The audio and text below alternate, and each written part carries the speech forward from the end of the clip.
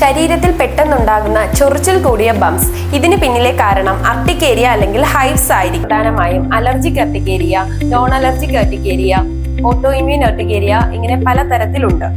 Allergic urticaria എന്ന് പറയുന്നത് നമ്മുടെ ശരീരത്തിൽ ചിലപ്പോൾ ഹൈപ്പർ സെൻസിറ്റിവിറ്റി റിയാക്ഷൻസ് ഉണ്ടാകും. ഇതിന്റെ ഫലമായി ഉണ്ടാകുന്ന ഇച്ചി വീൽസ് ആണ്.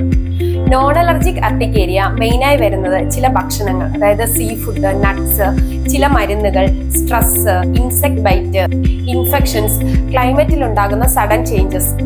അർട്ടിക്കേരിയ ഉള്ളവരിൽ നമ്മൾ ചെയ്തു നോക്കേണ്ട ബ്ലഡ് ടെസ്റ്റുകൾ ഇനി പറയുന്നതാണ്: total IgE, thyroid profile, stool test for parasite, AEC, specific allergic panel. സാധാരണയായി അർട്ടിക്കേരിയ വന്നു കഴിഞ്ഞാൽ ഇത് 24 മണിക്കൂറിനുള്ളിൽ സബ്സൈഡ് ആകാറുണ്ട്.